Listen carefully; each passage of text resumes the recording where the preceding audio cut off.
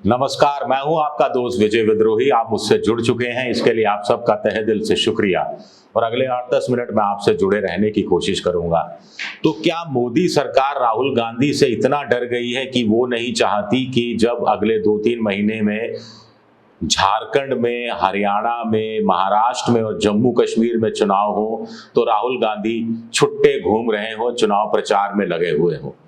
क्या मोदी सरकार गेन केन प्रकारेण कोई जत्न करना चाहती है कि जैसे लोकसभा चुनाव के दौरान अरविंद केजरीवाल को जेल में डालकर रखा गया, वैसी ही स्थितियां अगले विधानसभा चुनाव के दौरान राहुल गांधी के लिए कर दी जाए? क्या बीजेपी अगर ये कदम उठाएगी तो आत्मघाती कदम साबित होगा? क्या इस तरह का राजनीतिक जोखिम, रिस्क उठाने के लिए मोदी सरकार तैयार है?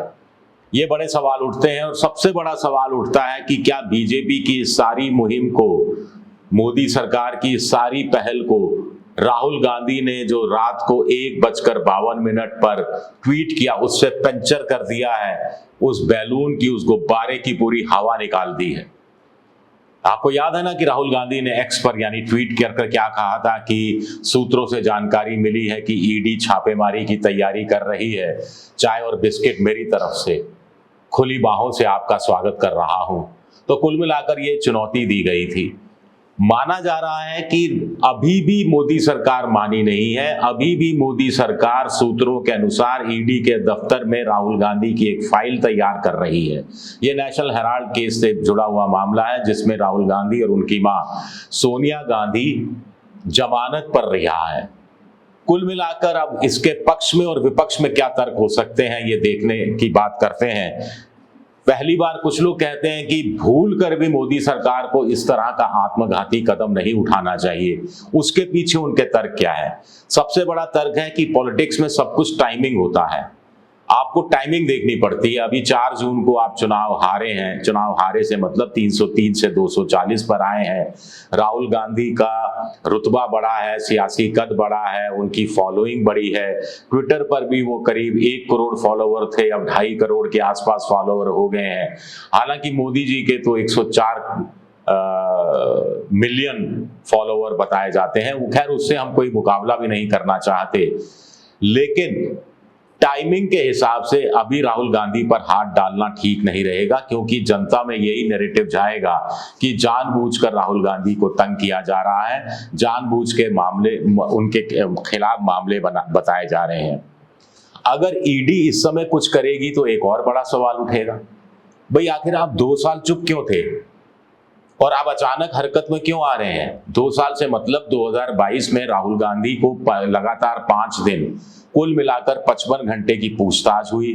उनकी मां सोनिया गांधी से 37 घंटे की पूछताछ हुई और उसके बाद ईडी खामोश हो गई। उसके बाद कोई आगे की पूछताछ के लिए उनको पिछले 2 साल में नहीं बुलाया गया। कोई नया कागज, कोई नया सबूत, कोई नया दस्तावेज, कुछ भी उनसे नहीं लिया गया। कुछ जानकारी एक्स्ट्रा उनसे नहीं मांगी गई। कोई उनके यहाँ छापेमारी नहीं हुई, कोई दस्तावेज नहीं जब्त किया गया, कोई लैपटॉप जब्त नहीं किया गया, कोई मोबाइल फोन या कंप्यूटर जब्त नहीं किया गया। तो अब अचानक ऐसा क्या मिल गया है? अचानक क्या ऐसा कोई बहुत बड़ा सबूत मिल गया है ईडी को? अगर ईडी को बहुत बड़ा सबूत मिल गया है तो वो छापेमारी की सोच क्यों रही है, तैयारी क्यों कर रही है? यानी आपके पास सबूत है लेकिन आप छापा नहीं मार रहे। तो क्या आप चाह रहे हैं कि जो सबूत है, जिसके खिलाफ छापा मारना है, वो मिटा दे, तब तक उसको सबूत मिटाने का समय मिल जाए?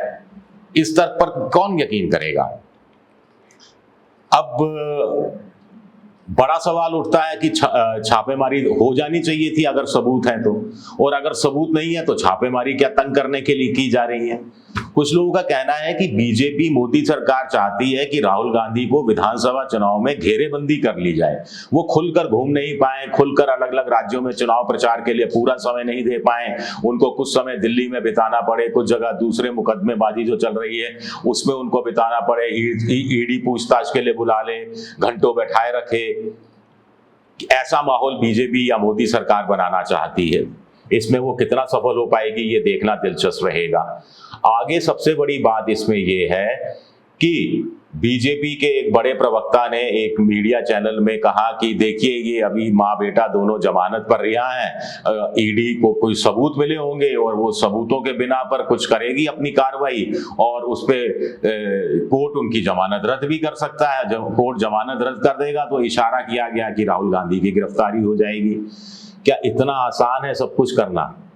खास तौर से ईडी को तो दो बड़े झटके दो मुख्यमंत्रियों के मामले में सहने पड़े हैं। हेमंत सोरेन आखिरकार कोर्ट के द्वारा छोड़ दिए गए, अरविंद केजरीवाल ईडी के मामले में जमानत पर रिहा कर दिए गए। वो सीबीआई के मामला है, वो फंसा हुआ है, वैसे ईडी के मामले में उनको जमानत मिल गई है। तो ऐसे में राहुल गांधी के खिलाफ कोई सबूत भी पेश किया जाता है तो इस बात की क्या गारंटी है कि राहुल गांधी की जमानत रद्द कर दी जाएगी, उनको जमानत नहीं दी जाएगी? आखिर पिछले 2 साल में जो सशर्त राहुल गांधी पर जमानत है की शर्तें थोपी गई हैं कि वो बिना पूछे विदेश नहीं जाएंगे, वो ईडी की कार्रवाई में जांच में सहयोग करेंगे, वो सबूतों को मिटाने की कोशिश नहीं करेंगे, और किसी भी एक शर्त का उल्लंघन तो राहुल गांधी ने पिछले 2 साल में नहीं किया है। अगर एक भी शर्त का उल्लंघन किया होता तो ईडी अब तक कई बार दरवाजे खटखटा चुकी होती कोर्ट की और उनकी जमानत रद्द कराने की कोशिश कर चुकी होती।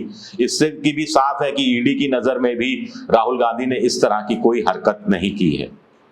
अब कुछ लोग जो पक्ष में हैं वो कह रहे हैं कि मोदी सरकार को कार्रवाई करनी चाहिए। अगर मोदी सरकार के पास राहुल गांधी के खिलाफ ठोस और पुख्ता एक भी सबूत है तो तुरंत कार्रवाई करनी चाहिए। इससे राहुल गांधी को की नाकेबंदी करना या घेरेबंदी करना एक तरह से आसान हो जाएगा, पहला।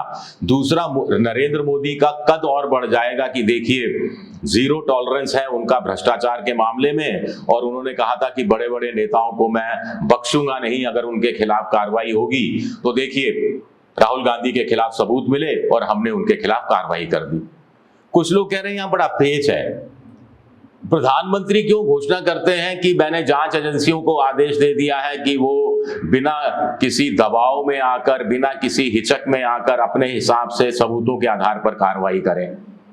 प्रधानमंत्री कौन होते हैं आदेश देने वाले? आदेश देने का मतलब हो गया कि ये एजेंसियां प्रधानमंत्री के इशारे पर काम करती हैं क्या? इन एजेंसियों का तो काम ही है बिना दबाव के काम करना, बिना दबाव के, बिना राजनीतिक दबाव के छापा मारना और केस को उसके अंजाम तक ले जाना। कुछ लोग कह रहे हैं कि राहुल गांधी के साथ इस तरह की हरकत की गई तो लोगों को फिर याद आएगा रॉबर्ट वाड्रा के खिलाफ भी 10 साल पहले हरकत की गई थी लेकिन मामला अंजाम तक नहीं पहुंच पाया।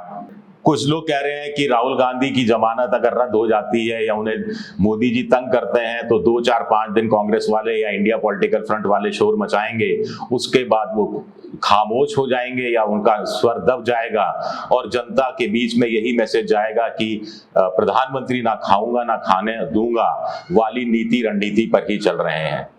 मोटे तौर पर कुछ लोग कह रहे हैं कि ईडी के दफ्तर में राहुल गांधी की फाइल तैयार हो रही है। कुछ लोग कह रहे हैं कि राहुल गांधी ने जो रात को अचानक खुलासा कर दिया उसके बाद उनकी फाइल साइड में रख दी गई है, हाशिए पर डाल दी गई है। अब जो भी होगा देखा जाएगा, देखना दिलचस्प रहेगा।